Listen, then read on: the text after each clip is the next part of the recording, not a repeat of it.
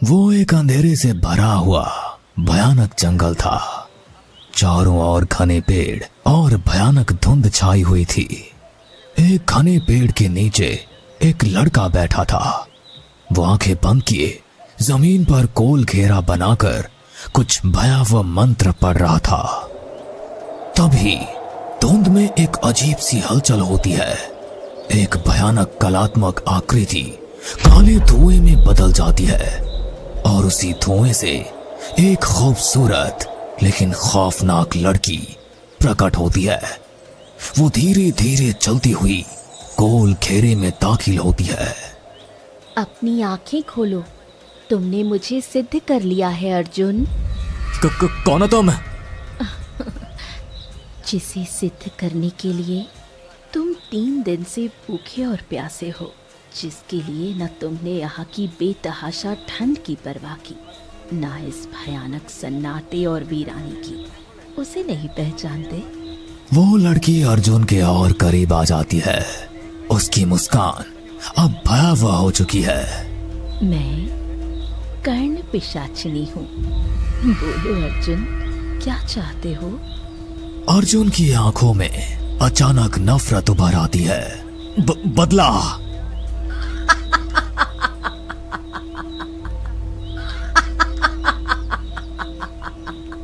उसकी हंसी जंगल की हवा को कंपा देती है।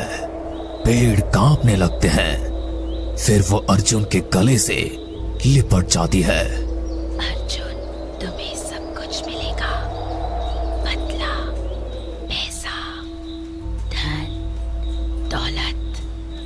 बस याद रखना, मैं तुम्हें वो सब कुछ दूंगी जो तुम चाहते हो, लेकिन तुम्हें भी मुझे वो सब कुछ देना होगा जो मैं चाहती हूँ।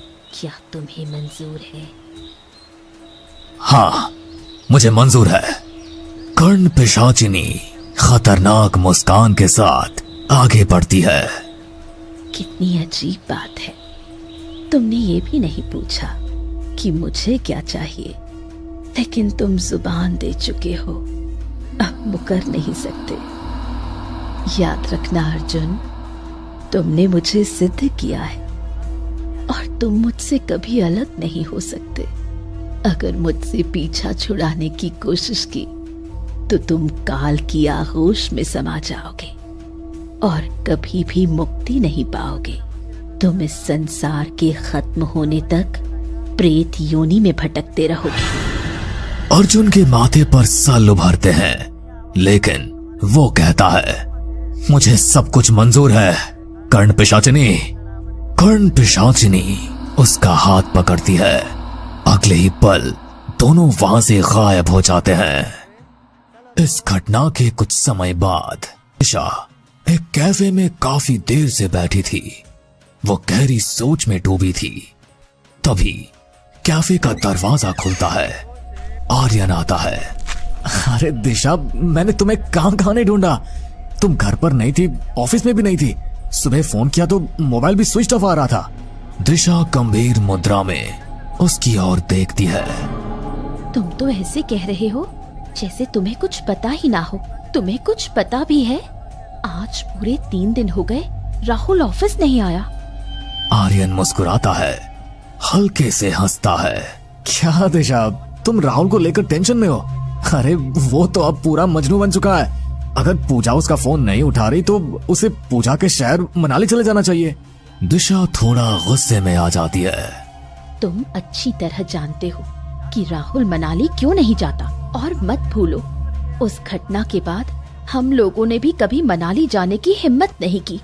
और पूजा उस घटना के बाद कितना डर गई थी। उसने अपने आगे की पढ़ाई मनाली में नहीं की, हमारे ही शहर में की। आर्यन बेफिक्री से जवाब देता है। अरे तो फिर वो अचानक चली क्यों गई और राहुल का फोन भी नहीं उठा रही? दिशा गुस्से में बोलती है। तुम भी बिल्कुल बेवकूफ के बेवकूफ रहोगे आर्यन। अरे मनाली में पूजा के पेरेंट्स रहते हैं, तो क्या वो उनसे मिलने भी नहीं जाएगी? कुछ ही देर में आर्यन की कार राहुल के बंगले के सामने आकर रुकती है। दिशा और आर्यन कार से उतरते हैं और बंगले के अंदर दाखिल हो जाते हैं। अरे यार, तूने ये अपनी क्या हालत बना रखी है? न ऑफिस आया, न फोन उठा रहा है, न किसी से बात कर रहा है। राहुल धीरे से सिर घुमाता है और आर्यन की ओर देखता है।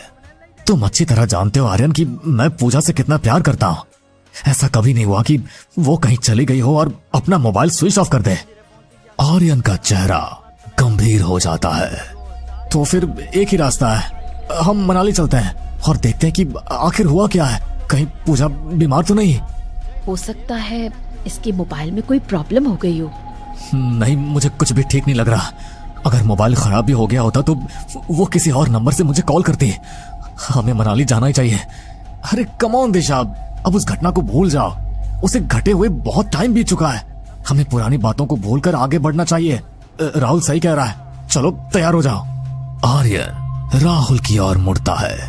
राहुल तुम तैयार हो जाओ, हम अभी और इसी वक्त मनाली चल रहे हैं। अब इस सस्पेंस को खत्म करते हैं कि आखिर पूजा ने हमें अब तक कांटेक्ट क्यों नहीं किया। आर्यन की बात सुनकर राहुल तुरंत बाथरूम की ओर भागता है। आर्यन और दिशा बंगले के गार्डन में टहलने लगते हैं। कुछ ही देर में राहुल तैयार होकर बाहर आता है। तभी एक लग्जरी कार आकर गेट के सामने रुकती है और उसमें से एक बेहद सुंदर लेकिन उदास लड़की उतरती है। राहुल उसे देखकर चौंक जाता है और दौड़कर उसके पास पहुंचता है। पूजा, तुम आखिर मेरा फोन क्यों नहीं उठा रही थी? तुम्हें पता है मैं, आर्यन और दिशा मनाली ही आ रहे थे। राहुल, मैं तुम्हें क्या बताऊं? मॉम का मेरे पास फोन आया था। उन्होंने कहा कि डैड बीमार है, इसलिए मैं अचानक मनाली आ गई। लेकिन वहाँ जाकर देखा डैड बिल्कुल ठीक थे। उन्होंने मेरा रिश्ता एक बहुत बड़े बिजनेसमैन के साथ तय कर दिया है। आर्यन और दिशा सन्न रह जाते हैं। ऐसा कैसे हो सकता है? पूजा राहुल की आंखों में आंखें डालकर बोलती है। मैं कुछ नहीं जानती राहुल, मैं तुमसे प्यार करती हूँ और मैं तुमसे ही शादी करूंगी। और इससे पहले कि मेरे पेरेंट्स जबरदस्ती मेरी शादी कहीं और करवाएं, हमें कोर्ट मैरिज कर लेनी चाहिए। पूजा, टेंशन मत लो। अगर ऐसी बात है तो फिर मैं अभी तुम्हारे साथ कोर्ट मैरिज करूंगा। वो आर्यन और दिशा की ओर देखता है।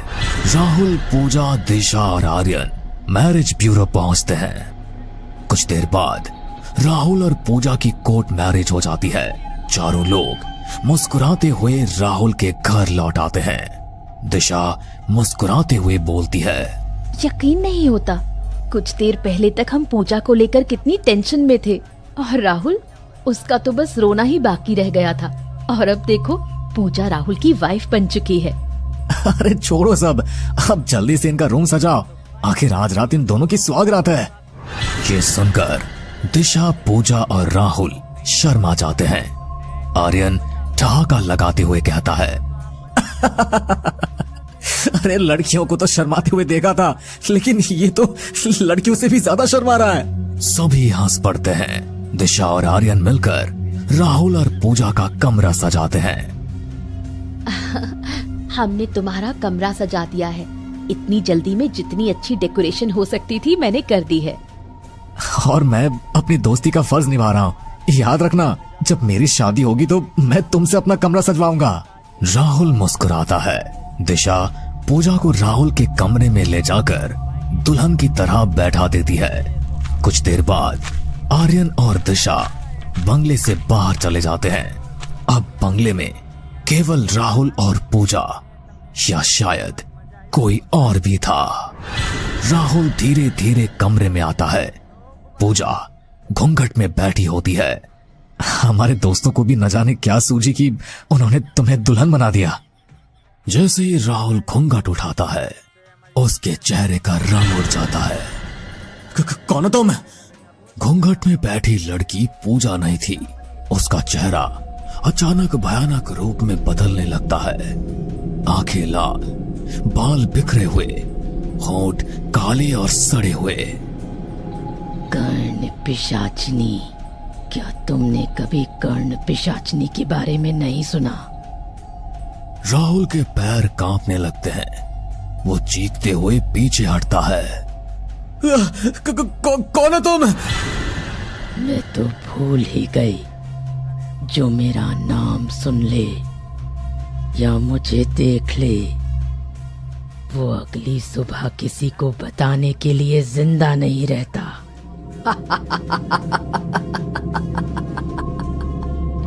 उसके दांत नुकीले और बाहर निकल आते हैं।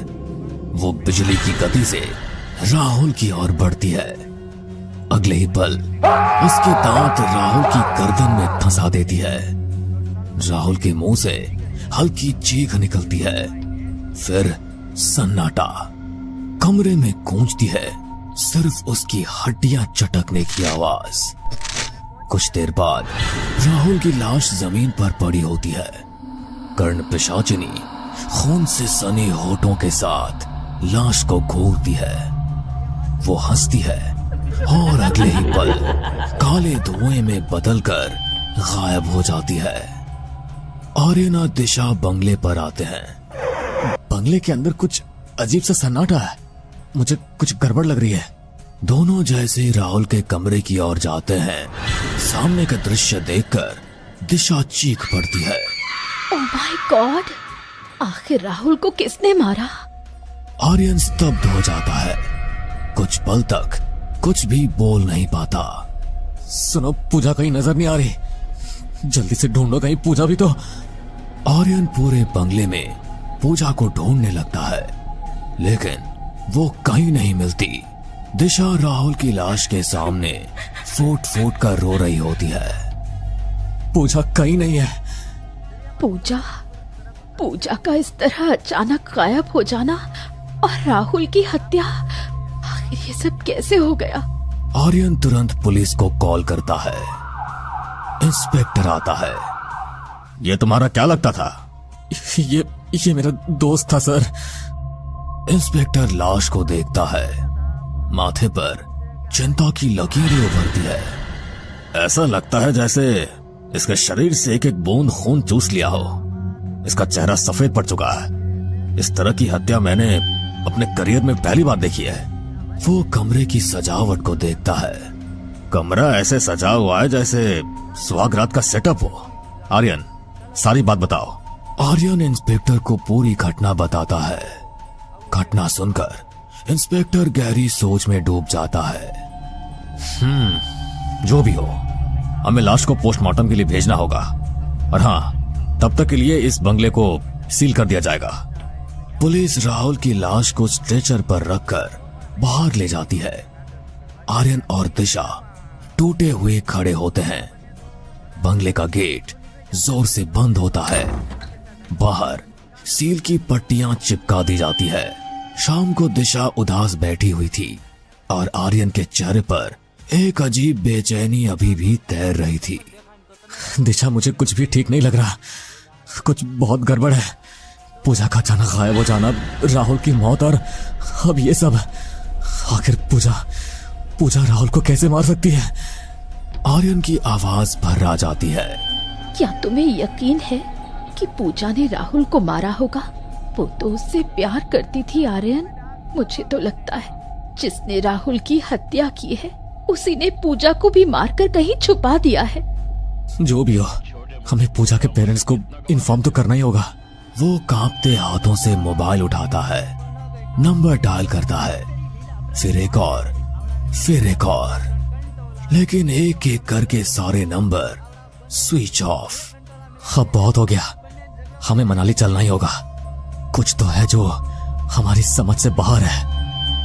अगली सुबह ठंडी हवा में कार के पहिए पहाड़ियों से होकर एक सुंदर कॉलोनी के बाहर रुकते हैं। जिस बंगले के सामने आर्यन और दिशा की गाड़ी खड़ी हुई थी वही था पूजा का घर, लेकिन उसके बाहर कुछ लटका हुआ था। आर्यन, देखो, यहाँ तो ताला लगा है। आर्यन कुछ कहने ही वाला होता है कि तभी एक बूढ़ा व्यक्ति पीछे से आवाज देता है। आप दोनों कौन हैं? हम पूजा के दोस्त हैं। तो क्या आपको नहीं पता? पूजा और उसके परिवार के साथ तो बहुत ही बुरा हुआ है। बुरा? आप कहना क्या चाहते हैं? बेटा, कुछ दिनों पहले पूजा के माता पिता की अचानक मौत हो गई थी और उसके अगले ही दिन पूजा की लाश उसी के घर पर मिली। उसके शरीर में एक बूंद खून भी नहीं बचा था। आर्यन और दिशा जैसे समय के बाहर खड़े हो गए। पूजा की लाश आज भी हॉस्पिटल की मोर्चरी में रखी हुई है। बूढ़ा वहां से चला जाता है। आर्यन, ये क्या बोल रहा था वो पूजा मर चुकी है? अगर पूजा 3 महीने पहले मर चुकी थी तो फिर कल जो लड़की हमारे सामने थी जिसने राहुल के साथ शादी की, वो कौन थी? उसका गला सूख जाता है। मेरे तो दिमाग ने काम करना बंद कर दिया है। हमें हॉस्पिटल जाना होगा। कुछ ही देर में दिशा और आर्यन मनाली के अस्पताल की मोर्चरी में खड़े थे। माहौल भारी था। दीवारें जैसे किसी रहस्य को छुपा रही थी। दरवाजा चरमराता है। एक शराबी चौकीदार लड़खड़ाता हुआ अंदर आता है। अरे रात को चैन से सोने भी नहीं देते, चलो मेरे साथ आओ। वो दोनों को एक साइलेंट रूम में ले जाता है। वहां भयानक सन्नाटा पसरा होता है। उस रूम में एक्सीडेंट और हादसों में मरे लोगों की लाशें रखी थी। चौकीदार आगे बढ़कर एक फ्रीजर खोलता है और एक लाश बाहर निकालता है। यही है। दिशा और आर्यन की नजर जैसे थम जाती है। आंखें फटी की फटी रह जाती है। इसका मतलब वो बूढ़ा सही कह रहा था। पूजा की तो पहले ही मौत हो गई थी, तो फिर कल जिस पूजा की शादी राहुल से हुई थी वो कौन थी? आर्यन कुछ कहने वाला होता है, तभी पूजा की वहीं पड़ी हुई लाश अपने आंखें खोल देती है और धीरे धीरे उठकर खड़ी हो जाती है। पूजा और आर्यन दोनों चीख उठते हैं। वो दोनों चौकीदार की तरफ देखते हैं, मगर चौकीदार एक अजीब सी जगह को घूर रहा होता है, जैसे ये सब कुछ उसके लिए सामान्य हो। अचानक लाश फिर से गिर जाती है और राख में तब्दील हो जाती है। तभी वो चौकीदार जो उनके बंगले में खड़ा था अगले ही पल इंस्पेक्टर में बदल जाता है। ये क्या हो रहा है?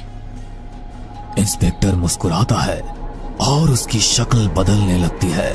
वो उसी बूढ़े में बदल जाता है जो पूजा के घर के बाहर मिला था।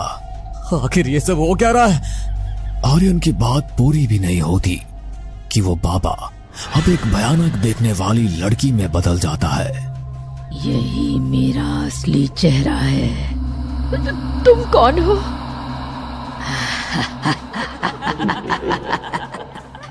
कर्ण पिशाचिनी, राहुल को जिसने मारा वो भी मैं ही थी। जो इंस्पेक्टर उसकी मौत की जांच के लिए आया था वो भी मैं थी।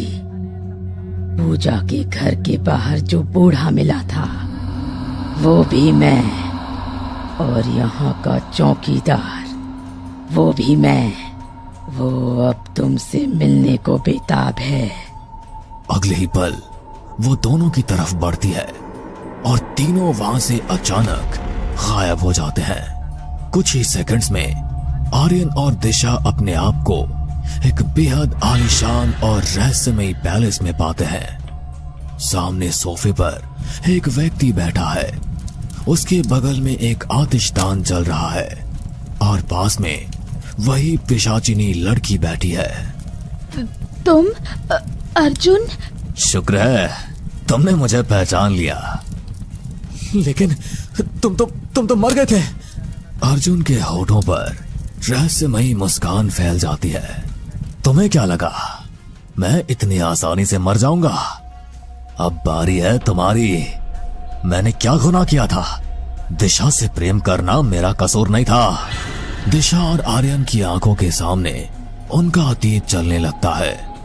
एक एक पल जिसे वे कभी भूल चुके थे, अब वही अतीत उनका भविष्य बनकर सामने खड़ा था। दिशा, राहुल, आर्यन और पूजा कॉलेज की कैंटीन के बाहर खड़े हैं। तभी एक दुबला पतला लड़का अर्जुन चश्मा पहने वहां आ जाता है। तुमसे कितनी बार कहा है अर्जुन, मेरा पीछा छोड़ दो। मैं आर्यन से प्यार करती हूँ। आखिर मुझ में क्या बुराई है? तुम अजीब हो यार। जब वो तुम्हें पसंद ही नहीं करती तो जबरदस्ती शादी करेगा उससे? अरे मैंने पहले कहा था इसकी हड्डी पसली एक कर दो, अब ये ओवर कर रहा है। मुझे तो इसकी शक्ल से नफरत है। जानती हूँ इसे। ये अपनी ग्रैंड मदर के साथ शहर से दूर एक वीरान मकान में रहता है। लोग कहते हैं इसकी ग्रैंड मदर तंत्र मंत्र करती हैं, इसलिए कॉलेज में कोई इससे बात नहीं करता। अर्जुन चुपचाप सब सुनता है। उसकी नजरें बस दिशा पर टिकी है। दिशा, अगर तुम आज शाम 5 बजे वैली हिल पर नहीं आई, तुम्हें पहाड़ी से कूदकर अपनी जान दे दूंगा। वो मुड़ता है और चला जाता है। चारों दोस्त वहां पहुंचते हैं। अर्जुन पहाड़ी के किनारे खड़ा होता है। दिशा, अगर मैंने इस जिंदगी में सबसे ज्यादा किसी से प्यार किया है तो वो तुम हो। बोलो, क्या मुझसे शादी करोगी? मैं तुम्हें पहले ही कह चुकी हूँ, मैं तुमसे प्यार नहीं करती। मैं सिर्फ आर्यन से शादी करूंगी। अर्जुन की आंखों में पागलपन उतर आता है। अगर ये जिंदा रहा तो तुम कभी मेरी नहीं बनोगी। वो आर्यन पर झपट पड़ता है। चारों मिलकर अर्जुन को पकड़ते हैं। अर्जुन बुरी तरह पागल हो चुका होता है। काफी देर बाद उसे शांत किया जाता है। अब बहुत हो गया। वो अर्जुन को जोर से धक्का देता है। अर्जुन पहाड़ी से नीचे गिर जाता है। उसकी चीख सन्नाटे को चीर देती है। और तुमने सोचा कि मैं मर गया? मैं बच गया था। मैंने उसी विद्या का सहारा लिया जिसे मेरी ग्रैंड मदर ने मुझे सिखाया था, तंत्र विद्या। मैंने कर्ण पिशाचिनी को सिद्ध किया, फिर पूजा और उसके पूरे परिवार को उसी से मरवा दिया। राहुल को मारा पूजा के रूप में जाकर। अब तुम्हारी बारी है आर्यन। कर्ण पिशाचिनी आगे बढ़ती है और आर्यन का खून चूस लेती है। उसकी लाश दिशा के सामने गिरती है। नहीं, नहीं। अर्जुन दिशा के पास आता है। अब तुम मेरी हो, सिर्फ मेरी। तुम पागल हो गए हो क्या? मतलब? तुमने सिद्धि करते समय ये नहीं जाना अर्जुन, मैं जिसके जीवन में आती हूँ वो किसी और स्त्री को छू नहीं सकता। मैं सब कुछ बर्दाश्त कर सकती हूँ, लेकिन किसी और औरत की मौजूदगी कभी नहीं। लेकिन मैंने तो ये सब दिशा को पाने के लिए किया था। अब मैं तुम्हारे जीवन में हूँ, हमेशा के लिए। जिसे तुम देखोगे मैं उसे मार दूंगी। वो दिशा की ओर झपटती है, उसका खून पी लेती है। दिशा की लाश अर्जुन के सामने गिर जाती है। ये तुमने क्या किया? तुमने जो किया उसका फल मिला। अब तुम सिर्फ मेरे हो। तुमने जो कहा मैंने सब किया, बदला लिया। अब तुम वही करोगे जो मैं चाहूं। याद है मैंने तुमसे कहा था मैं तुम्हें वो सब कुछ दूंगी जो तुम चाहते हो, लेकिन तुम्हें भी मुझे वो सब कुछ देना होगा जो मैं चाहती हूँ। अर्जुन खामोशी से बाहर निकलता है। पहाड़ी की चोटी पर जाकर खड़ा हो जाता है। शायद यही मेरा अंजाम था। वो पहाड़ी से छलांग लगाता है, मगर नहीं, मत करो ये। तुम्हें कभी मोक्ष नहीं मिलेगा। अर्जुन गिरता है, मगर उसकी आत्मा वहीं फंसी रह जाती है। जिसने पिशाचिनी को सिद्ध किया वो मौत नहीं, अमर शाप पाता है। अब अर्जुन जीवित नहीं, लेकिन मरा भी नहीं।